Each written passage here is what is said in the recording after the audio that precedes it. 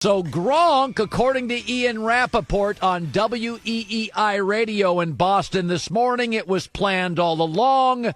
Gronk wanted to follow Tom Brady. Gronk wasn't done with football. He was done with Belichick, much like Tom Brady. Not done with football, done with the system, the culture, and the rigid nature of Bill Belichick. This is not about just productivity. Gronk's past his prime, struggles to stay healthy. This is about comfort. When little kids go on the road, they take maybe a blanket or a teddy bear. Gronk is a 6'6.5" pacifier for Tom Brady. He's given him comfort on a road trip for a couple of years, maybe just one. He also can spread the gospel of Tom. I've traveled cross country 3 times. I always take somebody with me. Why? Because I don't want to waste any time. Somebody else can explain what I'm about.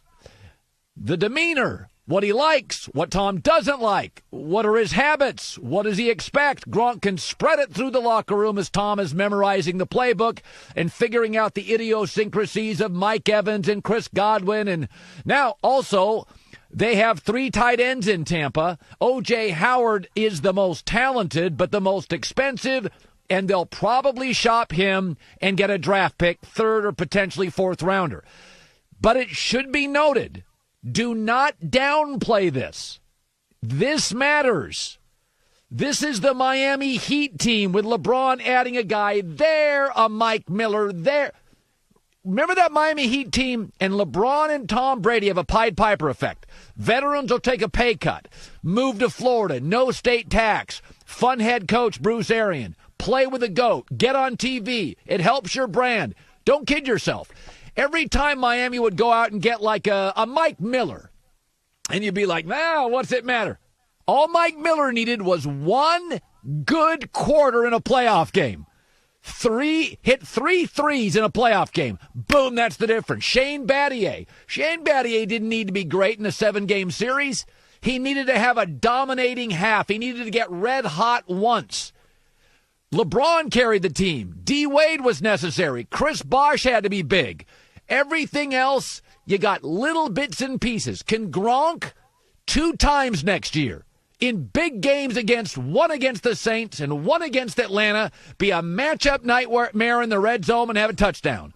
That's all. That's worth the $10 million. If Gronk can make 2 big red zone catches, one against the Saints and one against the Falcons, and it helps them win, that's why Fox Bet this morning moved the Super Bowl odds up for for Tampa to 4th in the NFL. It's a little incremental increase. It matters. Don't downplay this thing. Win total 9 to 9.5. That's a different bet, right? NFC, now currently number 3 in the NFC.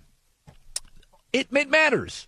When Miami was building, you had 3 guys that were the cornerstones. LeBron, Wade, and Bosh. And then you had a good coach. But everybody else mattered. Everybody else, Mike Miller, bang, bang, 2 big threes against the Spurs. Shane Battier, a great half. That's all that matters. Once you get the stars in place. Same with Golden State. It wasn't all about Durant. You add a guy here, a guy takes a pay cut there. Oh, David West got us 2 big rebounds in that game. And I think, and by the way, the Buccaneers, this came down, according to Rick Stroud. The Buccaneers are happy to have O.J. Howard, the tight end, line up with Gronk in 2 tight end formations, unless they're, quote, blown away with a trade offer. Translation, please call us. We are taking incoming calls in Tampa. And never forget this. Here's another little thing. Is that in the last 6 games for Tampa last year, I am a huge fan of Todd Bowles. I thought he was excellent with the Jets, but he just wasn't a head coach. He was a great vice president. In the last 6 games last year, Todd Bowles, the defensive coordinator for Tampa, in that division, Drew Brees, Matt Ryan, in that division, last 6 games, Tampa led the NFL in sacks and fewest yards allowed per play. This is a real team. Tom did not end up in a dumpster fire rebuild. You got an experienced coach, an improving defense, great weapons, and now you just added your 6'6" pacifier, Gronk. Even Fox bet the numbers are moving, and they should. Is he worth half? Is his comfort? But remember, never forget this. How big Gronk was the year they won the Super Bowl against the Rams. Remember the catch he had against Kansas City? The game-changing catch. Remember the catch he had against the Rams in the Super Bowl? He had 2 catches in those 2 games. Both were vital for New England winning close. All right, let's go to the other side of this. New England got a 4th-round pick for a retired player. Only New England. That's like trading a week-old bagel and getting a sirloin. It's ridiculous. They got a 4th-rounder for a retired player. New England wants a quarterback. We've been saying this. Why are they letting their kicker go and their linebackers go? And they didn't even wait on this. I'm reading the story this morning. Belichick was like, yep, have him. Go ahead, take him. Just give us a draft pick. Why? Because New England wants a quarterback. The only question, and it will be answered tomorrow, do they want one of these guys, or are they willing to wait for Trevor Lawrence or Justin Fields next year? We'll know the answer by tomorrow. I have been banging on this. Peter King reported earlier this week they like Justin Herbert. I like Justin Herbert more than everybody else. I think the Chargers move up to get Justin Herbert. But just ask yourself, this is why you got to keep your eye out. So New England now, by getting another pick, has 22 picks in the next 2 years. Because they're going to get 3 compensatory picks next year. They got 12 this year. So they have 12 now, 10. That's just what they have now. You also know they're willing to get rid of any player outside of Stephon Gilmore to get more picks. Why do they have all those picks? Because they want to bundle them and move up.